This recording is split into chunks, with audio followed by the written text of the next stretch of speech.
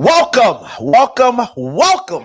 to the As Domnat Show every Monday, Wednesday, and Friday at 8 a.m. Eastern.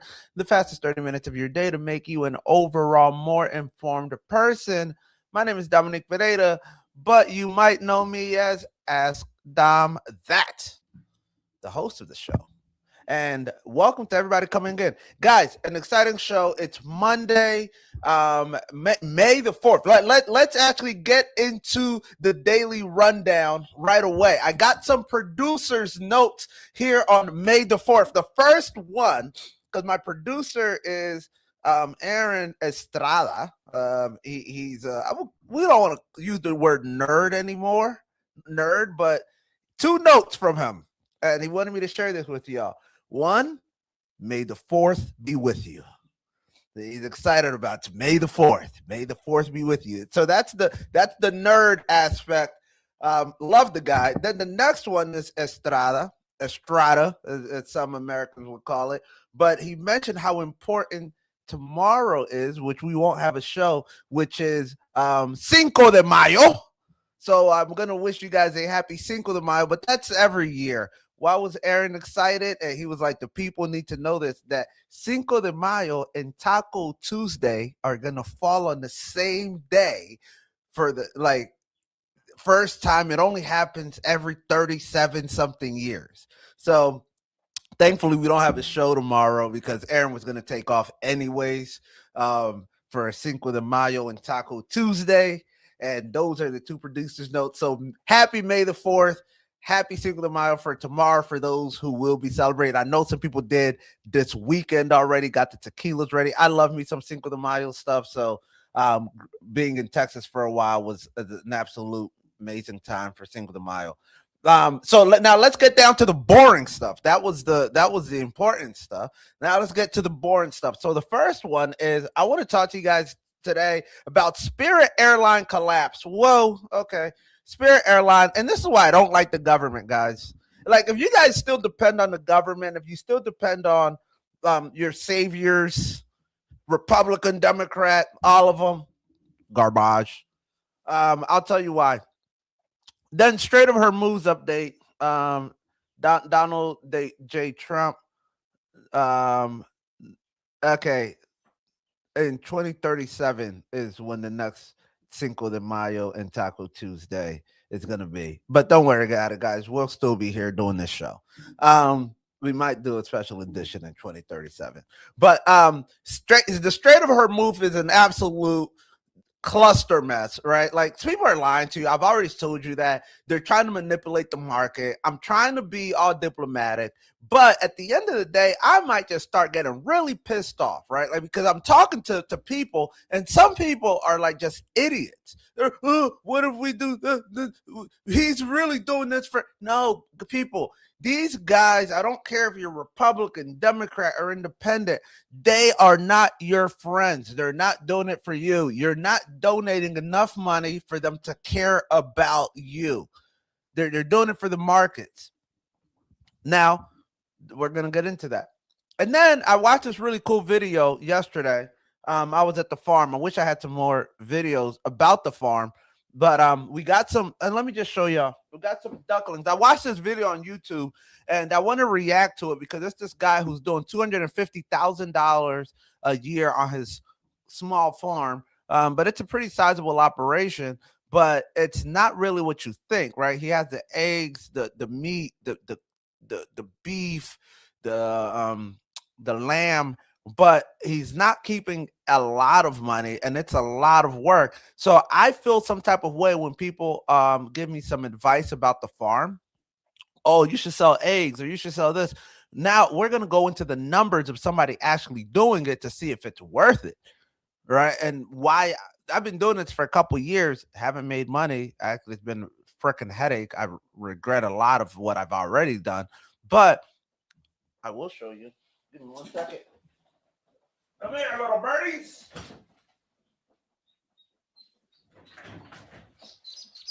Okay, these guys. We're raising these guys here. I have them in my office. I know they're farm animals. Say something to the people. But so we have a little brooder. I think they got different daddies, to be very honest. Like, one of them's a little darker than the other. So how many of those bad boys do you think we're gonna need to raise to pay for employees and all this and that? So we're gonna get into that.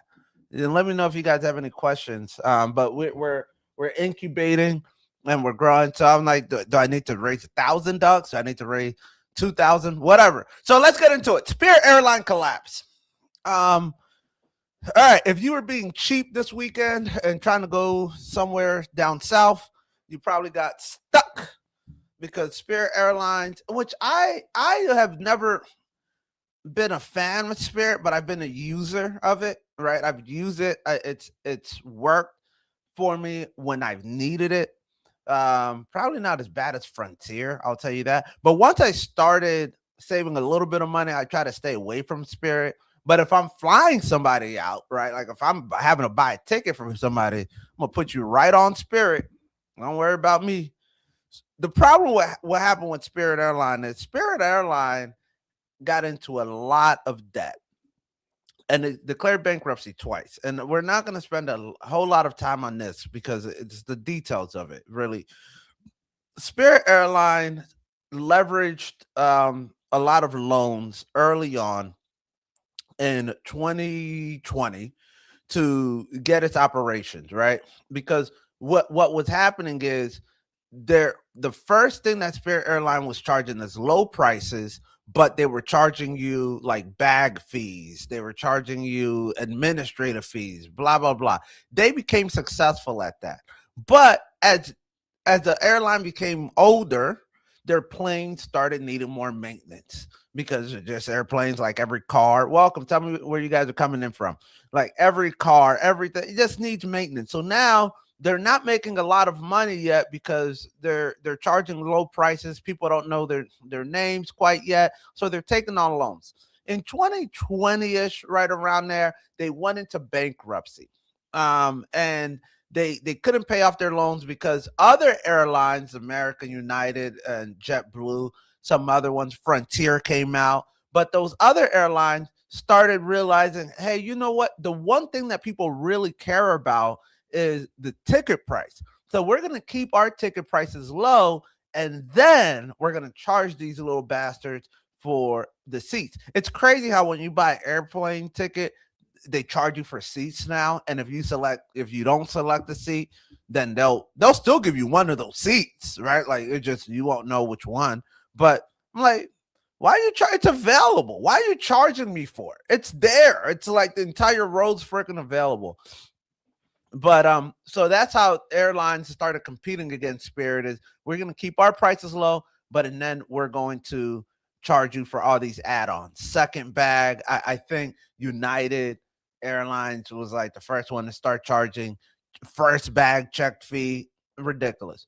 What was the problem with this? Spirit Airlines took out this loan for, was it 2020 or like around 2023? Oh, sorry. So they went into bankruptcy, and this is going to get into the Strait of Hormuz nonsense, where they made this plan. First, they were trying to get bought out. They were like, hey, look, JetBlue wants to buy us out. JetBlue and Spirit came to an agreement. And that seems good for a business, right? Like you got two businesses. Hey, we're in the same vertical. Let's work something out. I forgot what the price that JetBlue was trying to play, but they came to an agreement. Then the dirty Democrats decided under President Joseph R. Biden, no, we're going to block it. And the DOJ, Merrick Garland, hit them with a antitrust lawsuit saying that Spirit Airlines and JetBlue were too similar. The two similar, and they were both low budget. So if they merged, then there would be less competition in the market. Well, now the airline's gone bust, so there's no there's now prices are really going to go up. Idiots. So the reported that so what they were saying is when they looked at all the numbers, when Spirit Airlines came into a city or into a new market, they call it, fares and tickets for that market dropped by 7 to 11% throughout the entire market. So now it'd be like 7 to 11% cheaper to fly into that city when Spirit came in. So they thought they were doing a good thing, right? No, Spirit, you got to go through the bankruptcy process.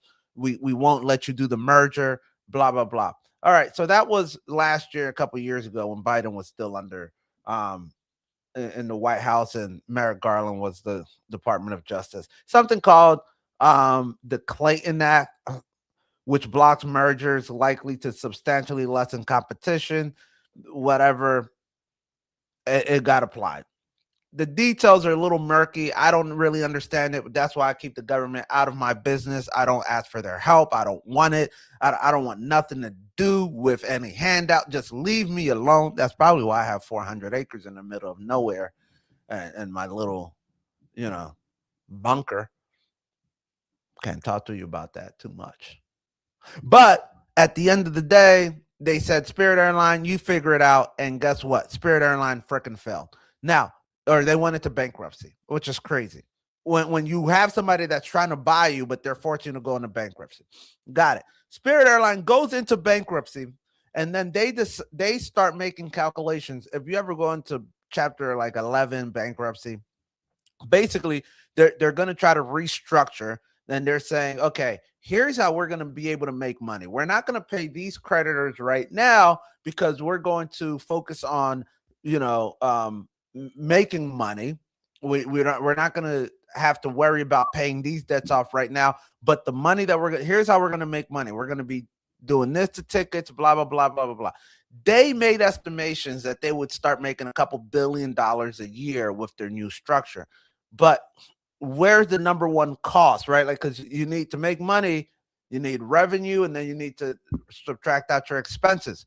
The number one revenue, it's easy, selling plane tickets, getting into more competitive markets, that's just Miami, right? Like getting more people to go to Miami. But then there's cost. This is where they got in trouble, because last year when they finished this process, they estimated that jet fuel was going to be, and I don't remember the exact numbers, but they're estimated that jet fuel was going to be like $4 or $2.75 a gallon.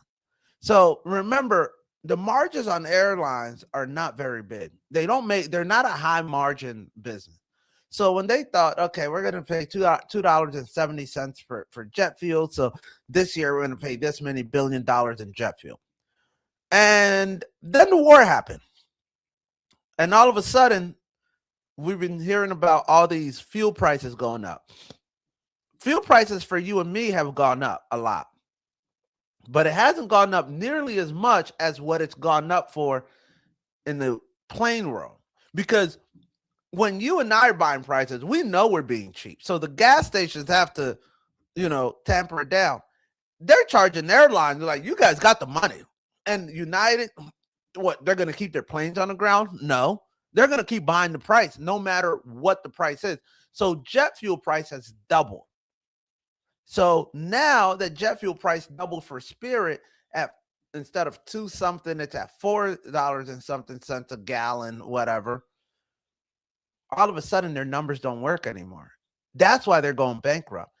All of a sudden, all the money that we thought we were going to be making and saving to pay back our creditors is all getting eaten up in the jet fuel costs. And of course, the government's like, well, too bad, so sad. Can't do nothing for you. We're not gonna bail you out.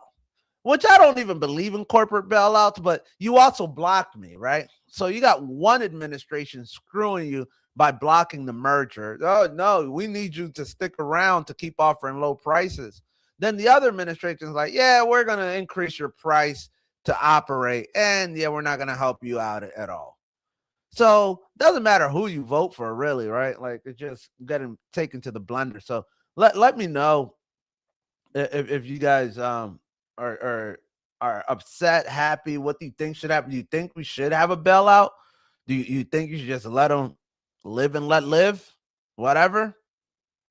I don't know. That one's a tricky one because I don't believe in corporate bailouts, but I also, you're in my business. So now, with that being said, now because Spirit Airlines is just was what I would consider a bellwether, right? Like this is just one company. Jet fuel is getting very expensive. And let me tell you one other thing before we go into the Strait of Hormuz conversation on how this applies. United States is a net exporter of fuel, right? Like we make more fuel than we consume. Coffee. Good. When we're looking at jet fuel and we're talking about, okay, Lufthansa over there in Germany or whatever, Lithuania, maybe, I don't know. They canceled 2,000 flights. They're like, oh, that's them. British Airways canceling flights. Oh, that's them. That's not us. We're not hearing all of these bad things happening here yet when it comes to fuel. But remember, guys, they're doing that because they don't have enough fuel to power these planes. How does that affect us here? Well, have you ever taken an international flight? Okay, here's how that works. You get on a British Airways flight, you get on the Air France, you get on Air Qatar, whatever. You fuel up in the United States, JFK, Ronald Reagan, wherever your international airport you're flying out of, you fuel up and then you go over to the other country. Now, you paid that ticket to go over to the other country. Guess what? When that plane is there, it has to get more fuel. It has to refuel to come back. But when these countries are saying we don't have enough fuel, guess what? That's a quagmire, right? Because guess who's over there? You are. Guess who needs to come back? You do. Guess who doesn't have enough fuel? The airplanes. So now either prices are going to keep going up for you to, get your return flight. And then when you buy round trip, now these round trip tickets are going up because they already know, fuel over here might be $4 and something. Fuel over there to come back to bring your weird behind back is $8. Why'd you even go over there knowing this? A gallon I'm talking about. And these are hypotheticals. I don't know the exact fuel prices. I can get them, I'm sure. But you'll see those reflected in the prices and the tickets. So that's the issue of this, right? And the markets are kind of like, I wouldn't say they're freaking out, but they're certainly aware of it. So give me 1 second. Let me I just have my little Trump Truth Social tweet.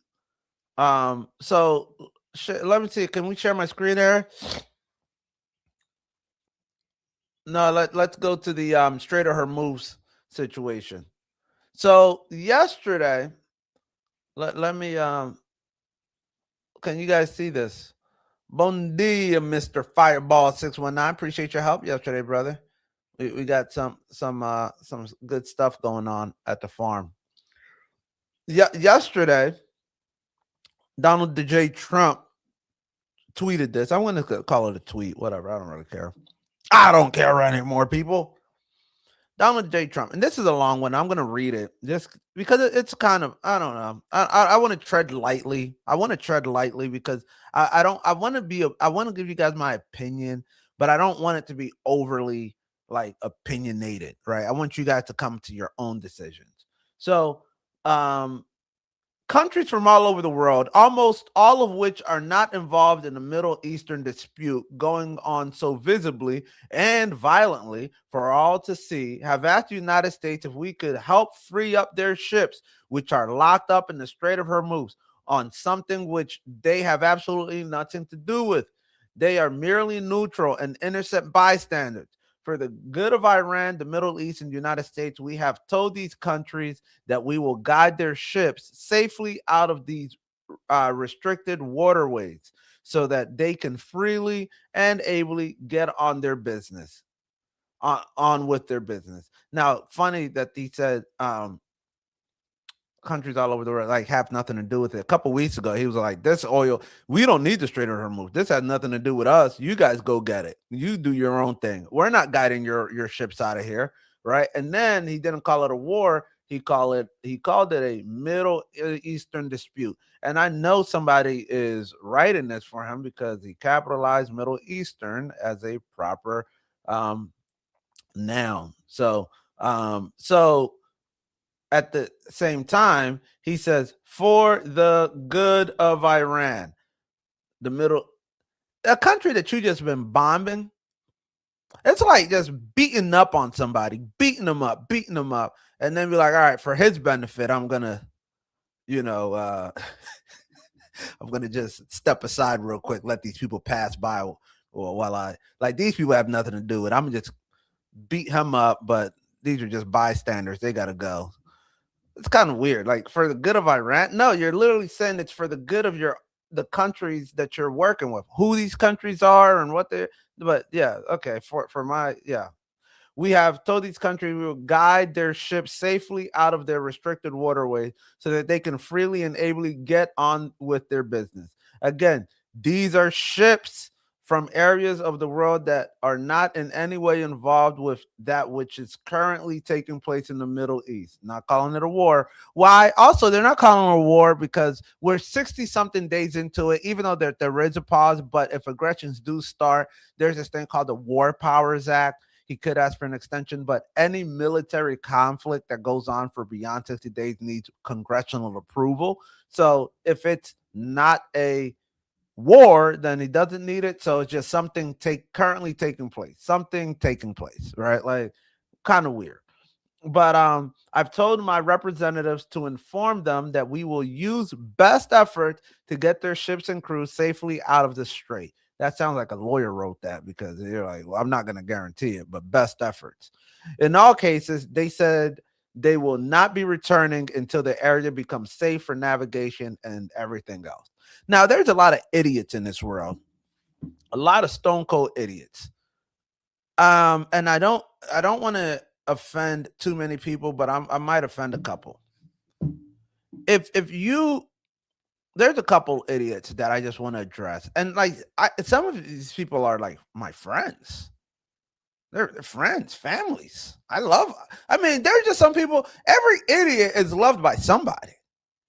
I mean, everybody who makes bad decisions in life has a mother, father, brother, somebody. Like whenever you see these guys making dumb decisions, like signing up to be on a ship that's like, we're going to the Strait of Hormuz next week, boys. Oh yeah, let's do it. I mean, if you're in the army, if you're in the Navy, and that's just your assignment, that's your job, that's one thing because you're going there with a warship, boom. But you're a fisherman.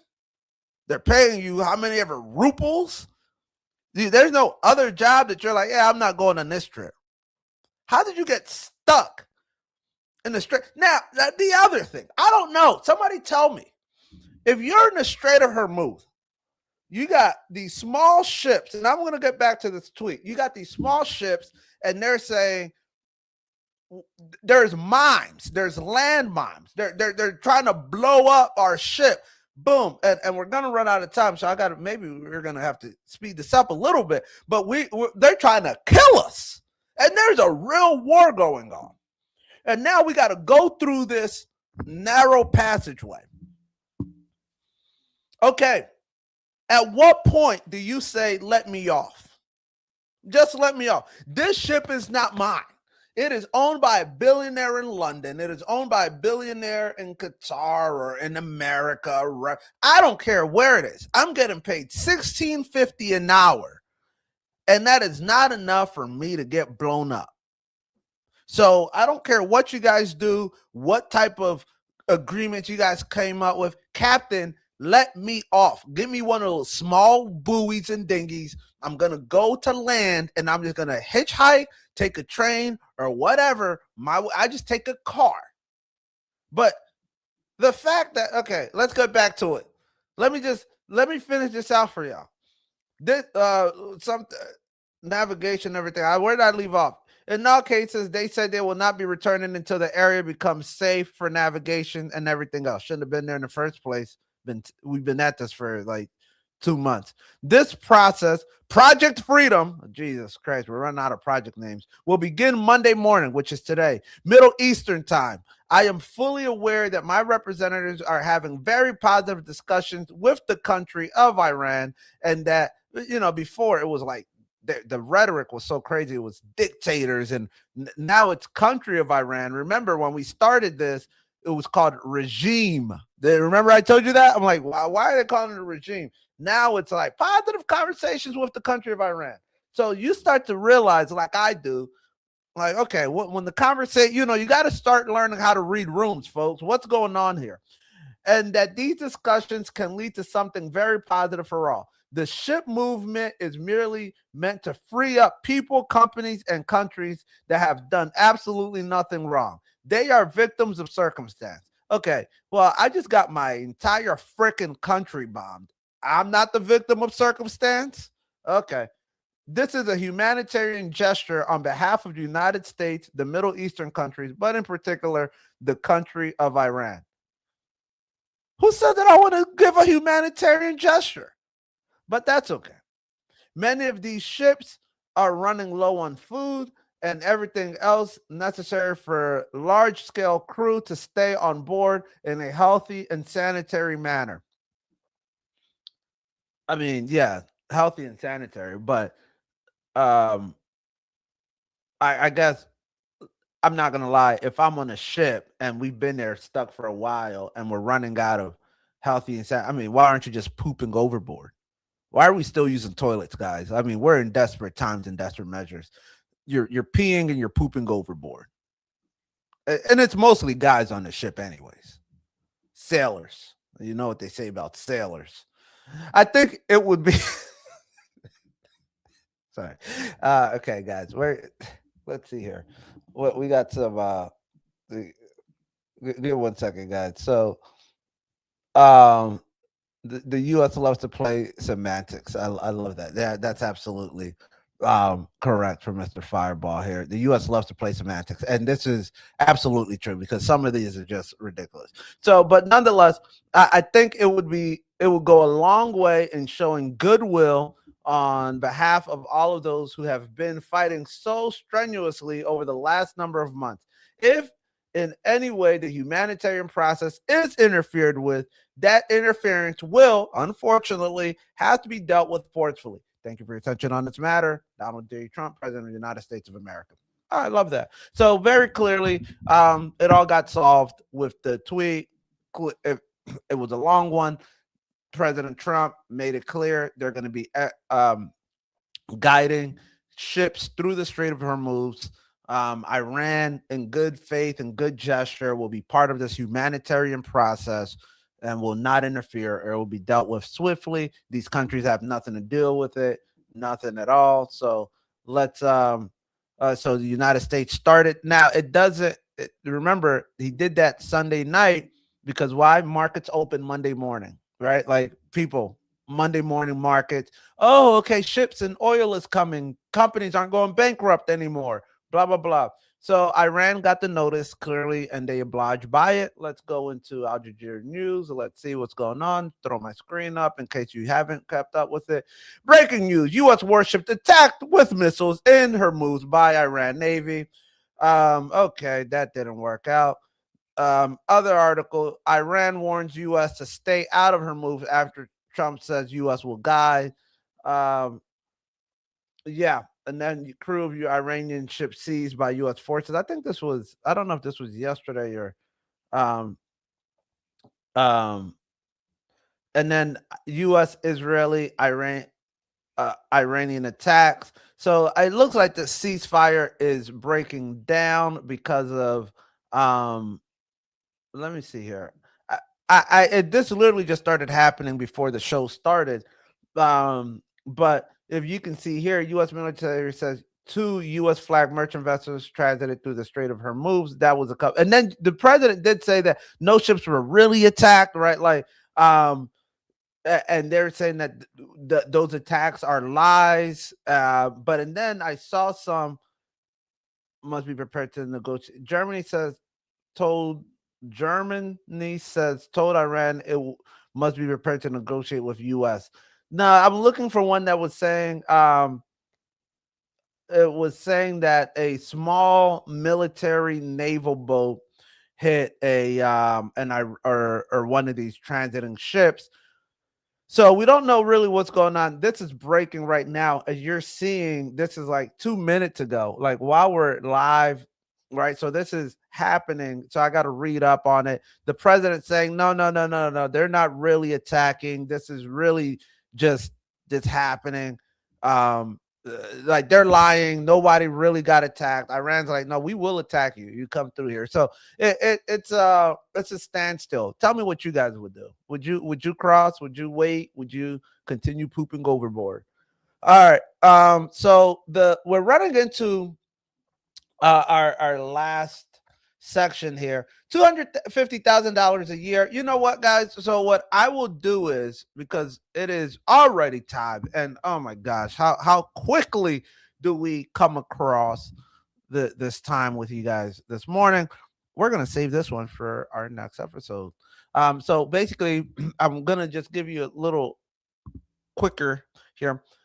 Next episode, we're gonna talk about how this guy here has a farm and he makes $250,000 a year on the gross side, so that's gross. But and then you'll be surprised on how much work it goes into that. How many chickens, how many um sheep he has. It's thousands of animals, and how much he makes and how much he brings home, and whether or not he would like continue to do it. So it's an interesting video. So you're gonna get my live reaction, but we'll just do a whole episode towards that, and that's gonna be on the next episode of the Ask Dom Nat show, which is every Monday, Wednesday, and Friday at 8 a.m. Eastern. The fastest 30 minutes of your day to make you an overall more informed person. My name is Dominic Pereira, but you might know me as Ask Dom Nat.